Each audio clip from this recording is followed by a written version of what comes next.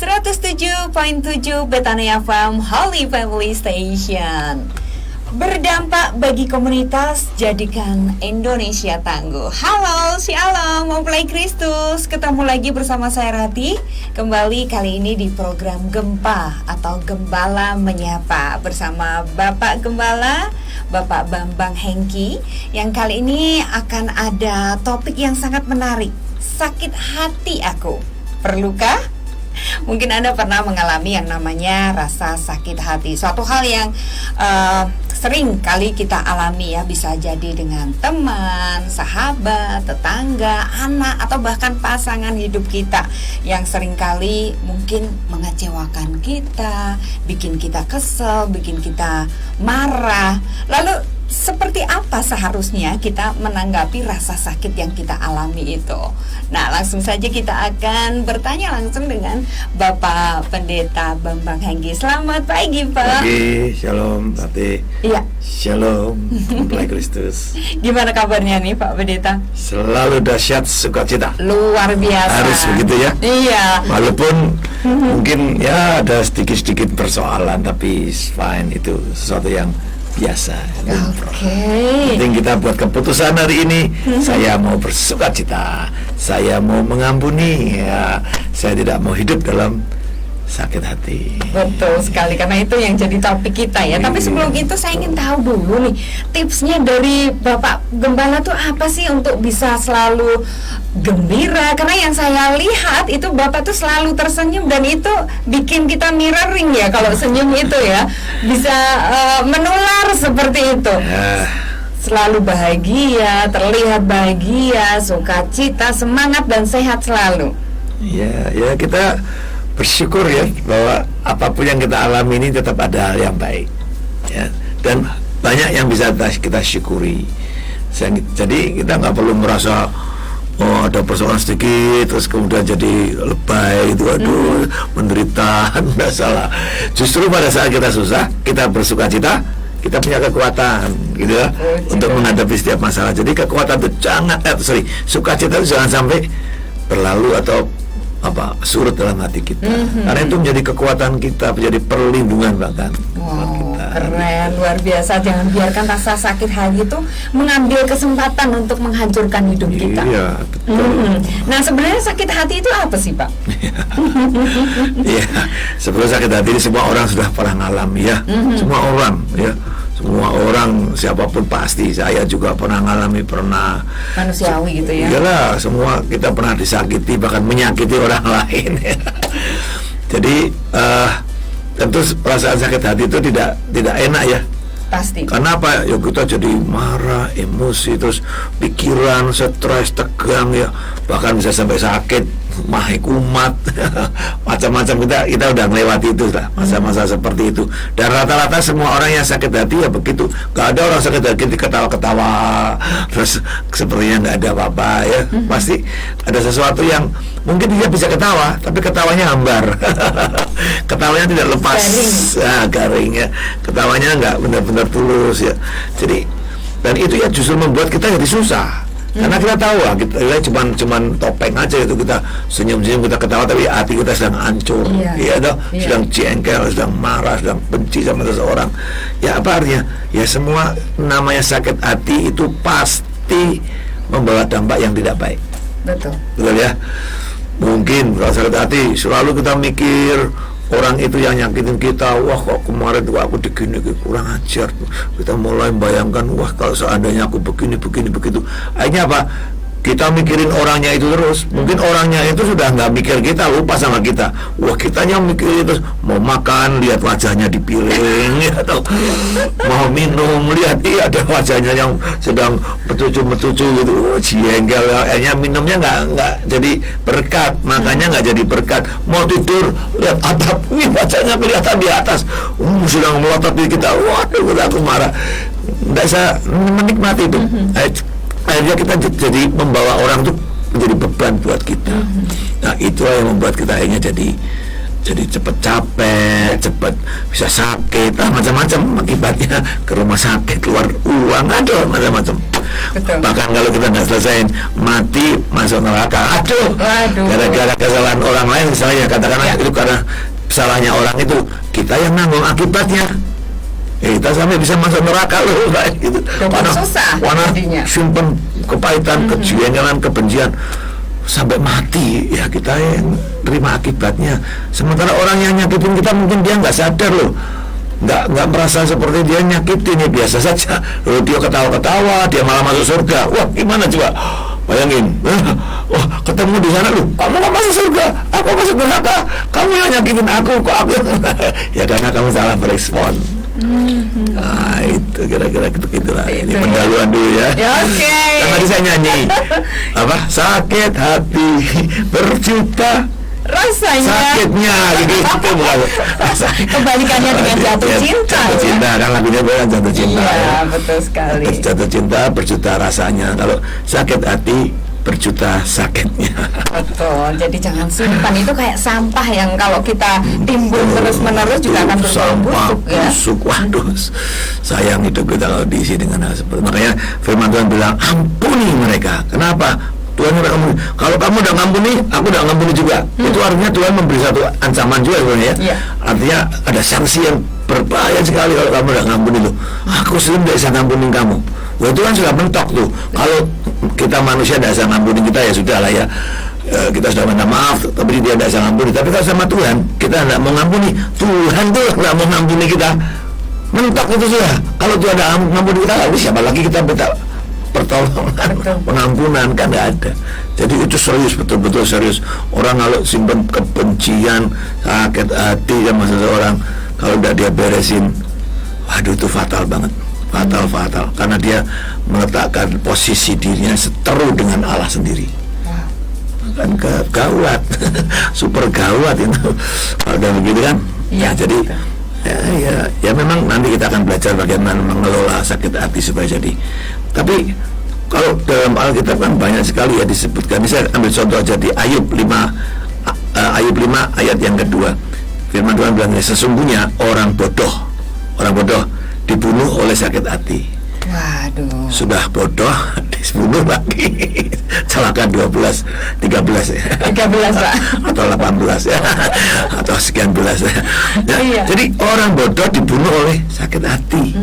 Orang bodoh dimatikan oleh iri hati. Nah jadi iri hati, sakit hati itu kan kayak saudara kembar. Makanya hati-hati kalau pada saat kita iri hati dengan seseorang, kita bisa menyimpan satu potensi kebencian. Ya betul. Minimal kita mulai ngomong jelek. Wah dia bisa gitu kan karena gini.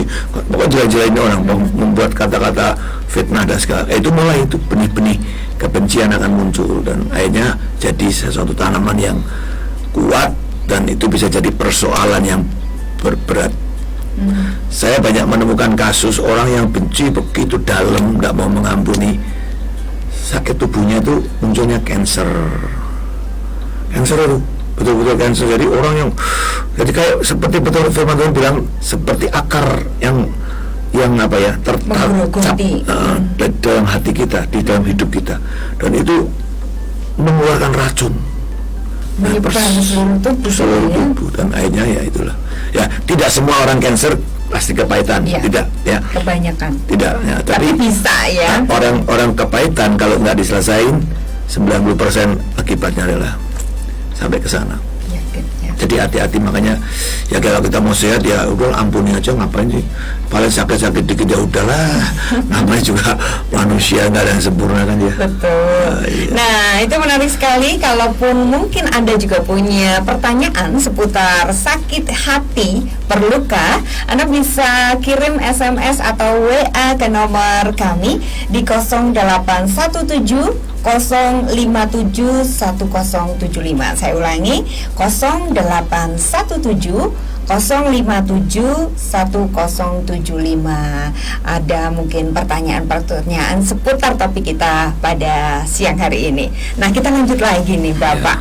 Sebenarnya ada nggak sih bagian dibilang wajar jika kita merasa sakit hati, manusiawi, wajar ya. Tapi kenapa sih kita harus menyingkirkan rasa sakit itu dan dampak selain itu tadi bisa menimbulkan sakit penyakit dan menimbulkan harus bertanggung jawab juga ya, karena kita jadi ikut berdosa gitu ya, menganggap orang lain pada akhirnya harus bertanggung jawab dengan rasa sakit hati kita seperti itu.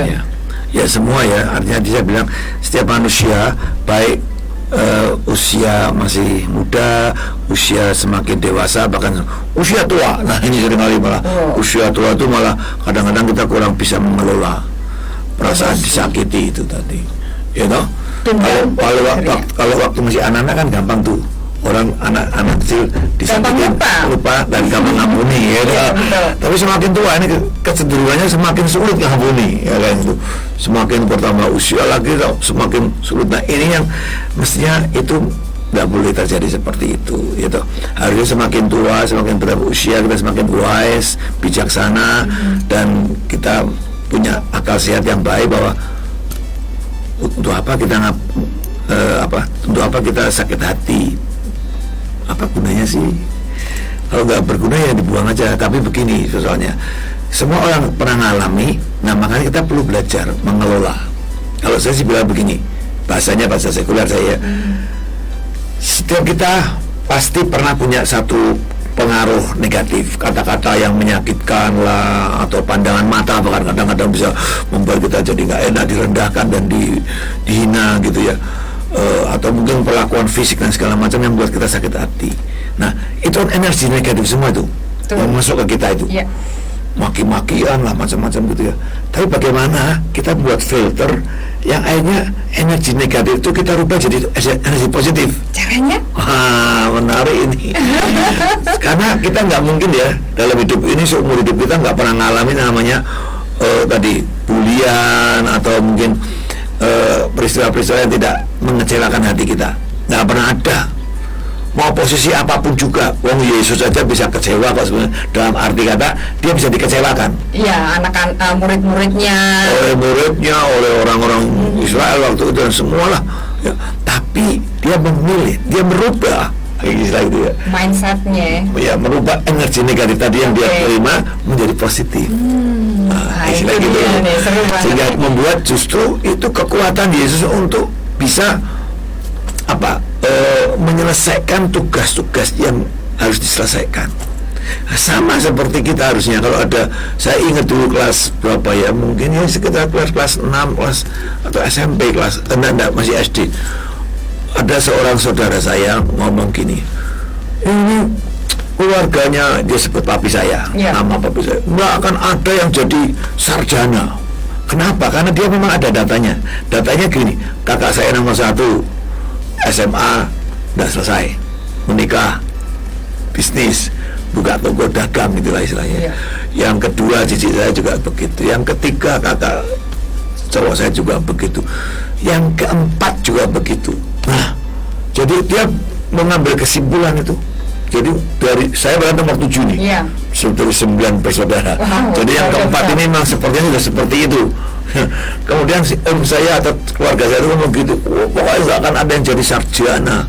Saya dengar tuh, padahal saya masih kecil itu, saya usia remaja. Wih, waduh, kok saya kakak nggak direndahkan. Tiba-tiba saya bisa punya bilang, aku akan buktikan satu kali bahwa dari keluarga papi saya pasti ada yang sarjana, minimal saya. Udah gitu. Kalau saya lakukan itu anak remaja loh. Buku saya itu saya tulis Profesor Doktor Insinyur Bambang Henggit, MSc dan seterusnya. Itu buku saya itu kan. Jadi itu untuk saya harus bisa menjadi seorang yang berhasil. Nah, singkat cerita, ya saya akhirnya bisa berhasil. Saya punya 4 gelar akademik, walaupun tidak dipakai hari ini. Kakak saya yang nomor 5 juga sarjana, adik saya juga sarjana. Ya, jadi kami ada 3 sarjana dari 9 bersaudara. Berarti kan salah ngomongannya dia. Artinya itu saya ubah, saya jadikan energi positif untuk saya harus, aku mesti bisa jadi sarjana. Jadi kan negatif tadi, sepertinya bulian ya, sepertinya ya merendahkan kami lah. orang mungkin juga kami dianggap keluarga bodoh-bodoh, nggak ada yang jadi sarjana gitu. Itu jadi motivasi saya. Ya, jadi seperti itu yang mestinya kita bisa rubah ya. Nah, tentu di dalam perjalanan selanjutnya sebagai hamba Tuhan juga kadang-kadang kan juga ada lah kata-kata yang walaupun tidak dilontarkan secara langsung, tapi saya juga dengar, oh Pak Engki itu gini khotbah gini, pokoknya melayani kurang ini kurang itu saya nggak lihat lagi sebagai wah kok saya gagal saya sudah tidak overthinking jengkel atau iya. Tapi saya pakai aku harus evaluasi, aku harus bisa belajar khotbah yang baik, melayani yang baik, membangun pelayanan yang baik. Itu yang justru saya pakai. Makanya saya terus terang bilang, justru orang-orang yang membuli, orang-orang yang sepertinya mau menyakitin kita, itu vitamin yang baik untuk jiwa kita. Dijadikan sebagai bensin gitu, iya, membakar kita menjadi lebih baik. Maksudnya itu jadi sesuatu yang baik. Makanya pernah saya sampaikan dalam khotbah ya, musuhmu itu adalah gurumu, musuhmu itu adalah teman bisnismu, teman mitra kerjamu yang berani ngomong soal kekurangan kamu, ngeritik gitu loh, kamu itu bapak kurang gini, saudara. Itu justru bagus daripada kita kumpul dengan orang yang oh iya Pak, bagus Pak, puji Tuhan Pak. Sepertinya kita seperti dipuji-puji, tapi itu bahaya juga Pak. Di zona nyaman tuh. Iya itu buat saya malah itu bisa kayak racun kalau kita nggak jaga-jaga. Makanya kita harus seimbang. Terima masukan yang keras, yang nggak menyenangkan hati, kita tentu pikirkan itu betul nggak. Kalau nggak betul ya kita taruh sama aja. Tapi kalau itu benar ya, wah bagus, ambil itu sebagai satu kesempatan. Tadi saya bilang vitamin atau bahan bakar untuk saya berkreativitas, berinovasi dan bekerja lebih baik. Ya, berarti kan dia bagus. Dia bukan musuh kita, dia adalah teman kita, dia adalah guru kita yang berani ngomong soal kekurangan kita. Nah, jadi itu. Tapi kalau misalnya kita dipuji-puji kan, kitanya lupa diri, wah itu sudah tinggal tunggu sebentar mesti jatuh. Tapi kalau kita dipuji-puji ya kita bersyukur untuk pujian mereka, tapi jangan sampai membuat kita jadi terlalu over confidence gitu ya. Wah terlalu percaya diri, wah aku udah hebat, lah itu sudah, kalau udah begitu tinggal tunggu aja 1-2 langkah jatuh.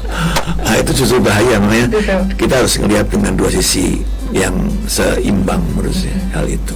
Ya. Sebenarnya bisa tidak ya kita itu mengubah misalnya perilaku kasar terhadap mereka yang menyakiti kita. Setidaknya kita mencoba, misalnya anak kita yang berperilaku kasar terhadap orang tua atau pasangan kita. Ya, seperti itu. Ya tentu gini, prinsipnya merubah orang itu sebenarnya bukan bagian kita. Karena ya ada yang berhasil, tapi ada banyak yang tidak berhasil.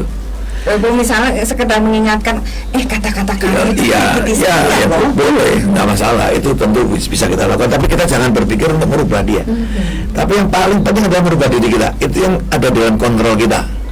Karena merubah orang lain itu memang kita tidak ditugaskan untuk itu. Tugas kita kepada sesama adalah untuk mengasihi, bukan untuk merubah orang itu. Mengasihi orang yang mengasihi aja, menyakiti kita ya. Iya, ya mengasihi dengan segala aspeknya ya. Baik dia baik atau tidak baik atau setengah baik, semua pokoknya tugas kita cuma mengasihi, kita mempunyai empati. Itu yang perlu kita terus asah, karena seringkali yang muncul itu kan sulit ya. Kita kadang-kadang membedakan kalau manusia harus dikasih, barang itu disyukuri kan gitu. Tapi kadang-kadang kebalik-balik ini, manusia justru dibenci, barang malah disayang-sayang lebih daripada kita menghargai manusia. Ya, materi seringkali kan jadi sesuatu yang begitu sangat mengikat kita.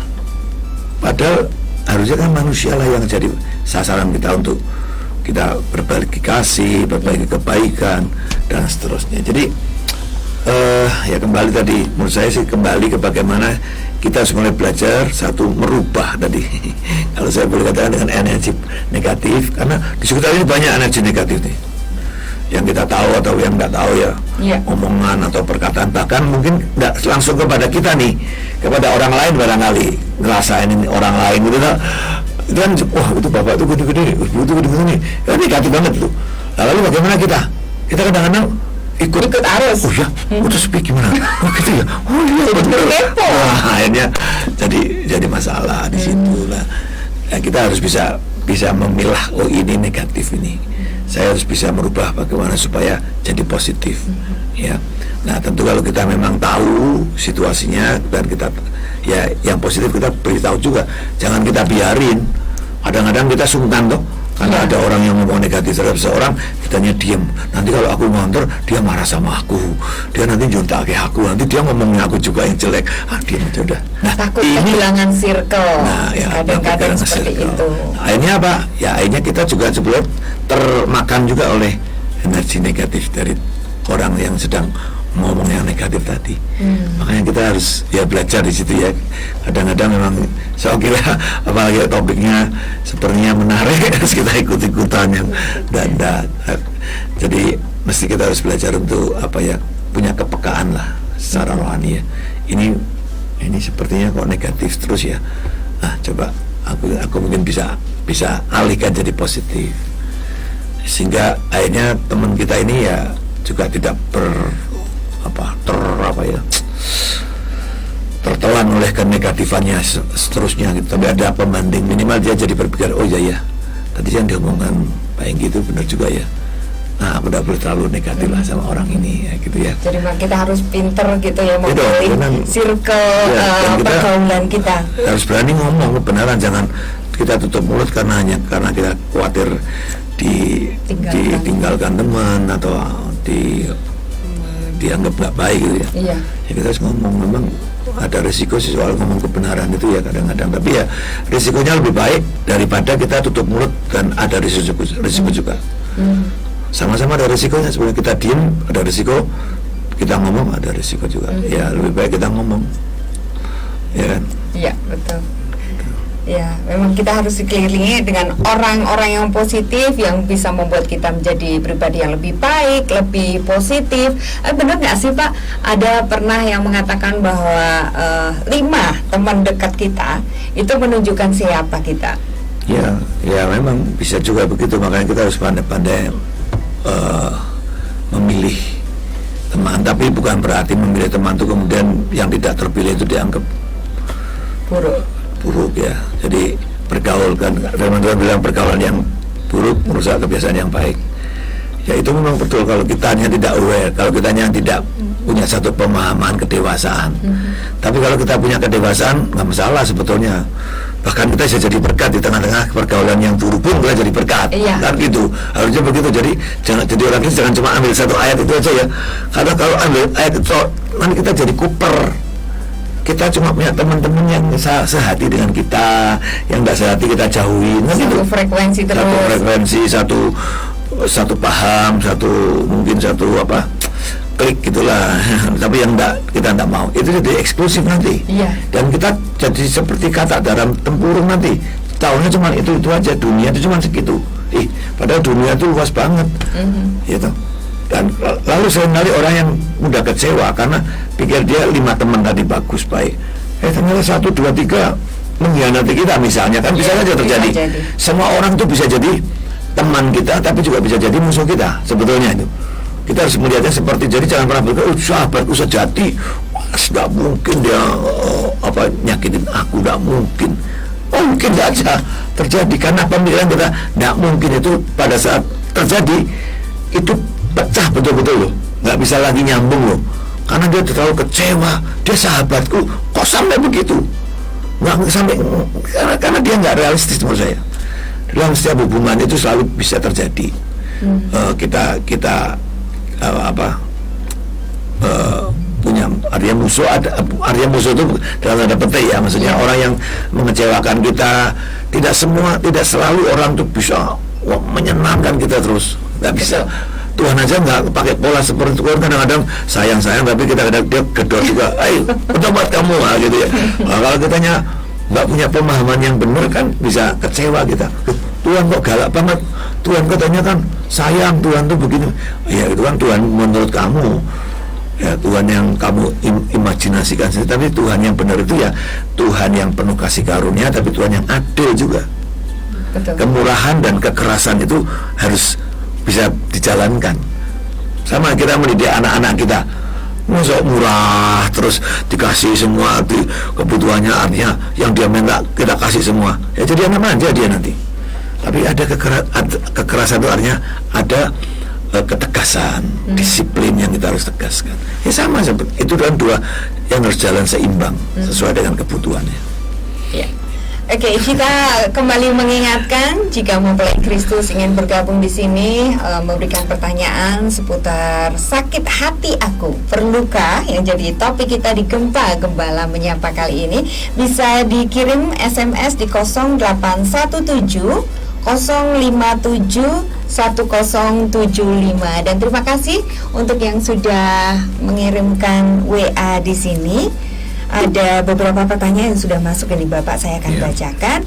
Selamat siang untuk Ibu Neni. Terima kasih untuk WA-nya. Pertanyaannya, bagaimana cara kita bisa mengontrol rasa sakit hati kita? Ya, tadi yang pertama tentu kembali pada firman Tuhan. Firman Tuhan perintahkan kita loh. Perintah itu bukan himbauan. Berbeda ya. Perintahnya adalah ampuni orang yang menyakitin kamu. Nah, tentu kita kadang-kadang gampang loh Pak, ampuni, dia sangat melukai saya. Nah, sekarang bayangkan, saat kamu nggak bisa ngampuni, sebetulnya kamu yang sedang menyiksa dirimu sendiri. Ini tak bacakan dalam beberapa, ini banyak sekali ayat dalam Mazmur, Amsal, ya Ayub juga tadi. Nih dikatakan demikian nih. Ya, saya ambil aja beberapa ya, dari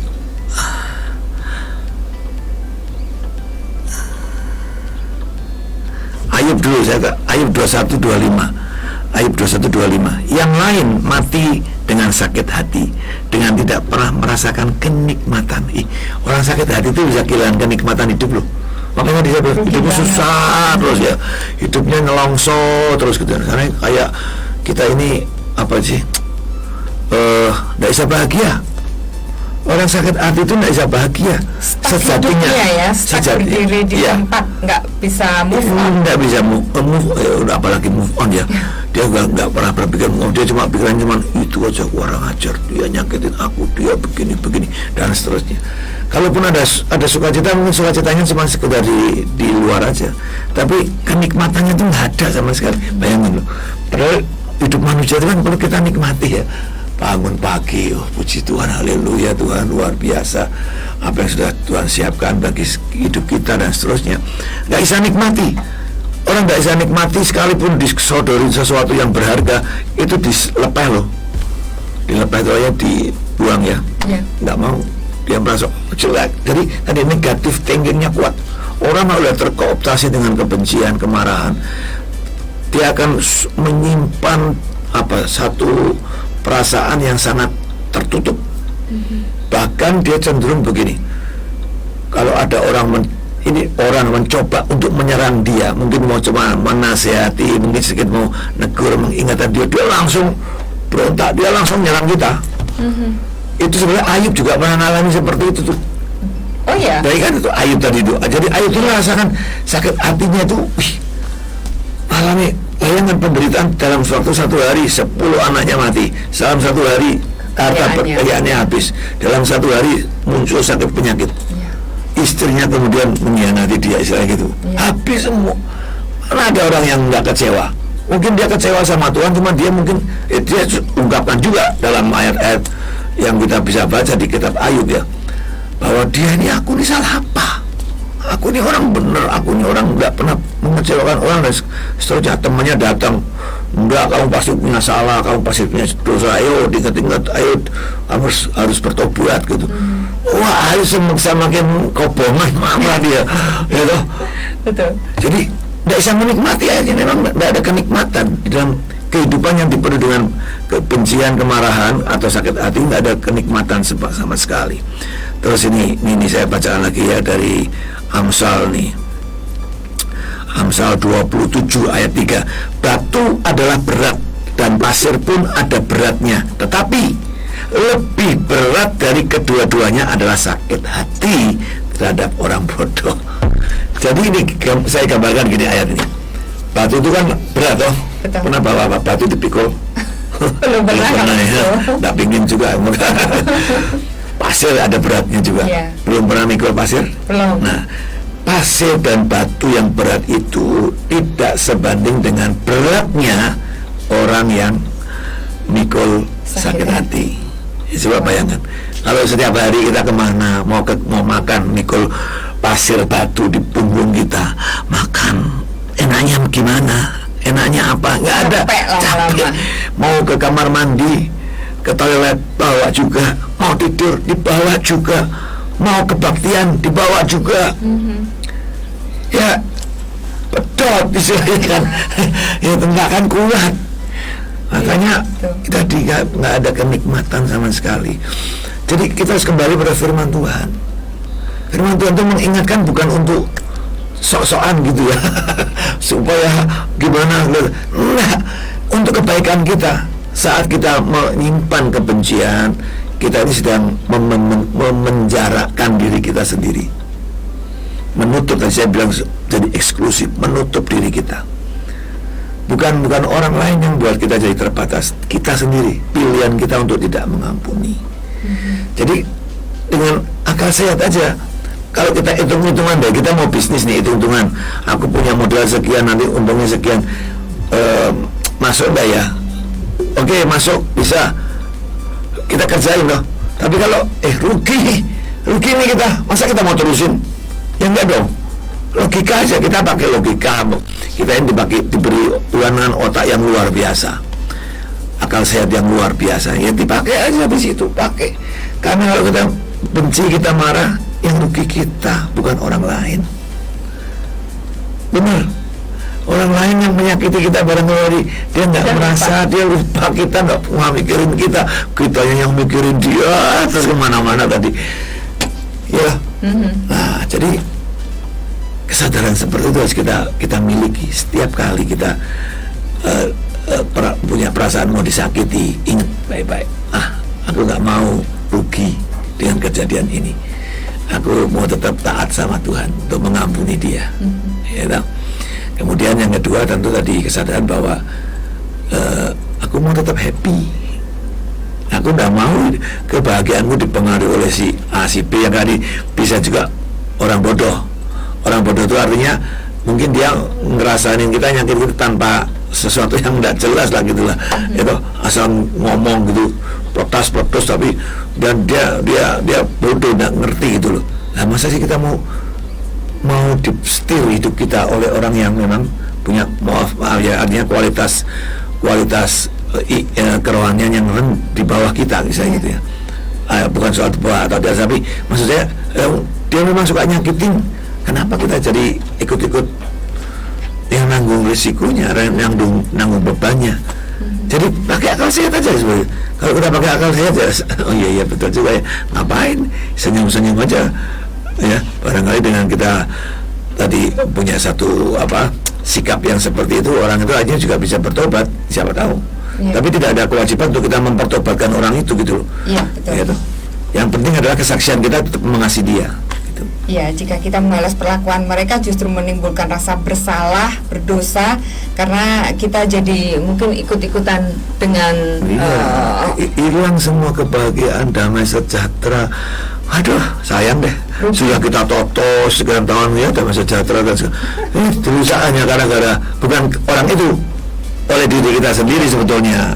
Karena kita memutuskan untuk marah, memutuskan untuk benci gitu. Itu yang membuat bangunan hidup kita sudah kita tata begitu bagus dengan perjuangan yang tidak mudah rontok dalam waktu 1 hari. Kan nggak masuk akal kita masa mau ambil keputusan seperti itu.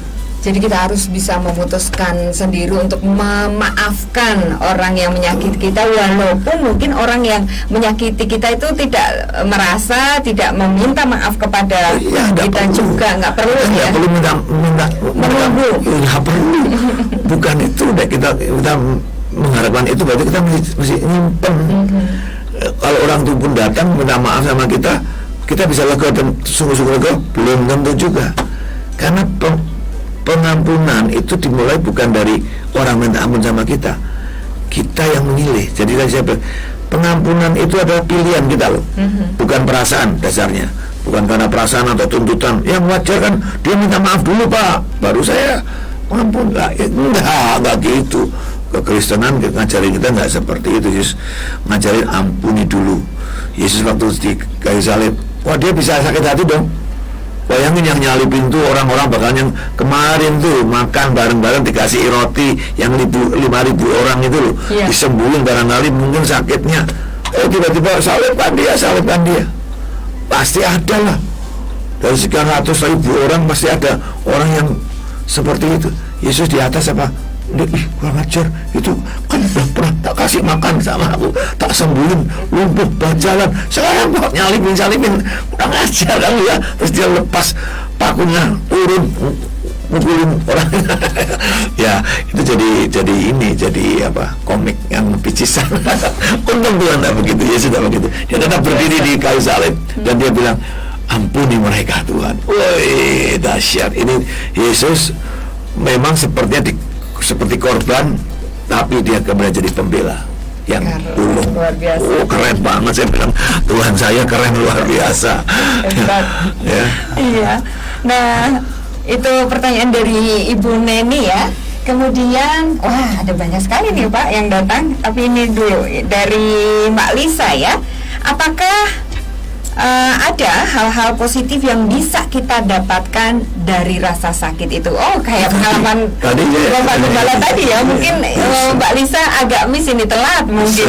Ya, jadi bisa tergantung dari pilihan kita, tergantung dari cara berpikir kita. Kalau kita bisa ubah tadi energi negatif tadi menjadi energi positif, itu menjadi motivasi yang kuat. Ya walaupun mungkin apa ya istilahnya itu mungkin motivasinya sepertinya ingin dalam tanda petik lah ya, gini, cara yang paling baik membalas orang yang menyakiti kita, gitu ya. Ini pakai bahasa saya adalah tunjukkan bahwa kamu punya kualitas hidup yang the best. Balik ya. Itu ya? Jadi jangan justru kita ngikutin cara mainnya dia gitu, terus marah-marah kita kemudian bully lagi gitu, jangan. Tunjukkan bahwa kamu bisa memberikan satu buah kehidupan yang baik. Dia akan diem. Malu sendiri biasanya. Malu diem dan sudah nggak akan berani ngomong yang aneh-aneh lagi. Itu caranya. Setuju. Oke, lanjut lagi nih Bapak, ada pertanyaan. Bagaimana orang yang perlu waktu atau menjaga jarak dari orang yang menyakiti hati kita? Apakah salah? Ya, sometimes atau kadang-kadang memang perlu. Ada, setiap orang tuh punya waktunya sendiri. Apa ya istilahnya, kemampuan untuk bereaksi, untuk membuat pilihan dan seterusnya. Itu kadang-kadang berbeda. Nggak apa-apa, tapi sekali lagi ya jangan berlambat-lambat juga, karena semakin lambat kita yang rugi kok. Kalau kita nyimpen jengkel kita semakin lama ya, kita yang semakin lama semakin rugi kan gitu. Yang rugi kan kita. Terus-terusan. Bahayanya juga nanti belum selesai ngampuni, sorry omong, kita kok meninggal. Waduh, celaka. Berapa itu? 12. Belum sempat ngampuni, belum sempat beres-beres. Ditanggal Tuhan, dipegang Tuhan ya, pokoknya meninggal gitulah. Entah gimana, mungkin kalau dan apa bakso atau apa, kan ruginya lebih baik ya sadar cepat. Oh, ada peluang waktu yang bisa as soon as possible gitu loh. Ya tapi apa namanya, pokoknya jangan berlambat-lambat, jangan apalagi mengentertain. Bapak kan nggak ngerti, sakit hatiku tuh, sakit di sini, sakit banget Pak, jadi aku butuh waktu. Ya boleh, tapi jangan lama-lama. Besok itu bukan hari kita. Hari kita ini cuma hari ini. Kalau kita masih bisa hidup hari ini, ya itulah kesempatan kita untuk beres-beres hidup kita. Besok itu kita nggak tahu. Nggak ada yang bisa bilang, oh aku besok masih hidup 100 tahun lagi ya. Itu kan cuman omongan aja kan. Realitanya kan enggak. Kita udah terlalu banyak melihat teman-teman kita hari ini masih ngobrol-ngobrol. Besok Pak, mau meninggal Pak. Kenapa? Wah, nggak bangun lagi Pak. Waduh, tadi masih nyimpen kebencian. Ya aduh ya sayang. gitu loh. Jadi Iya, as soon as possible gitu loh. Secepatnya. Secepatnya, kuncinya itu di situ. Karena apa? Bisa kok, kita kalau mau bisa. Memang tadi ada Tergantung niat ya. iya, dan niat, dan itu tergantung kita juga, tidak tergantung orang lain.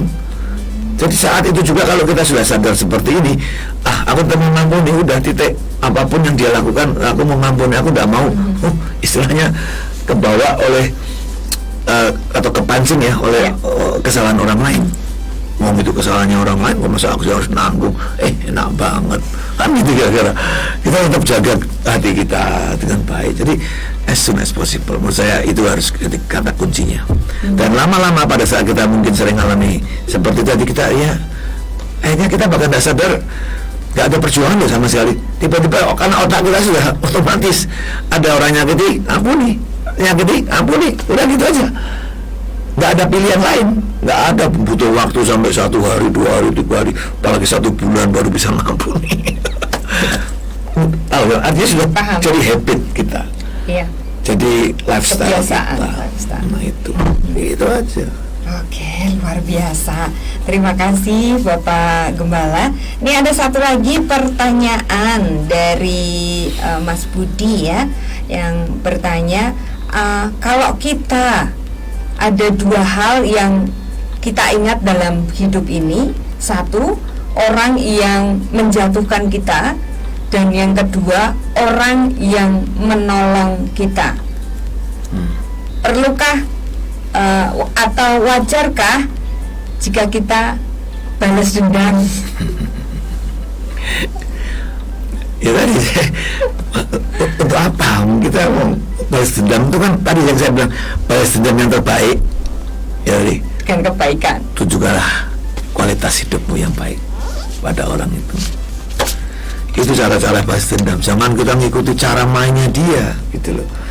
Ya, jadi tadi ada 2 sisi tuh, yang baik atau yang tidak baik ya.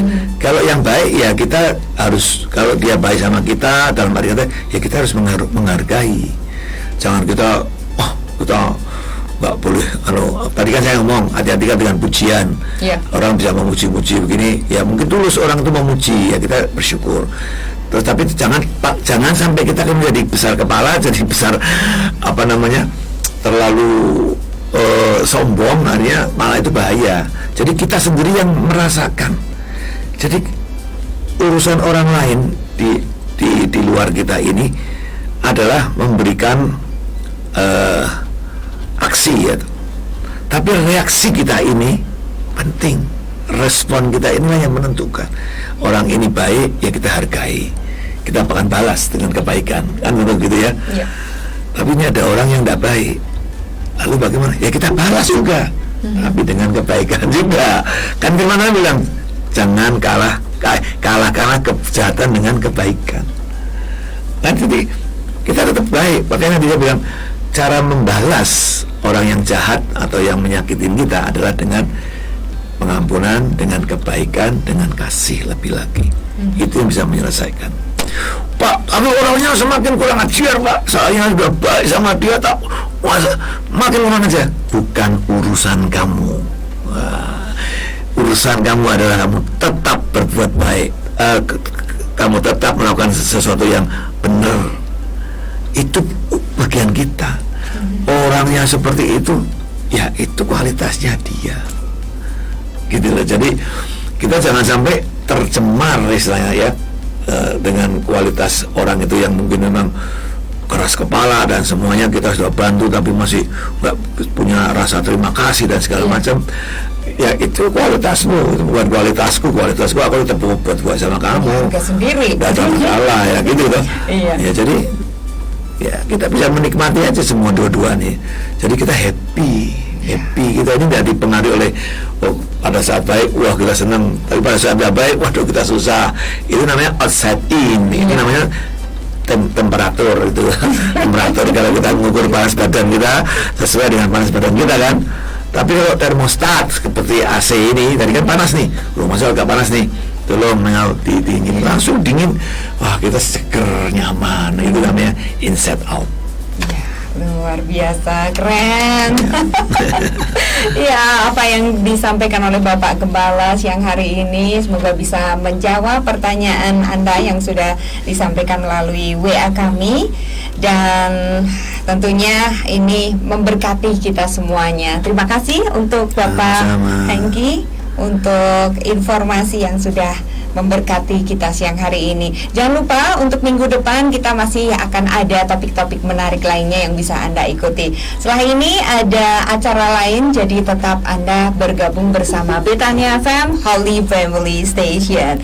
Saya Ratih harus undur diri. Terima kasih atas kebersamaan Anda. Terima kasih juga untuk Imelda yang sudah membantu di kesempatan siang hari ini sebagai operator.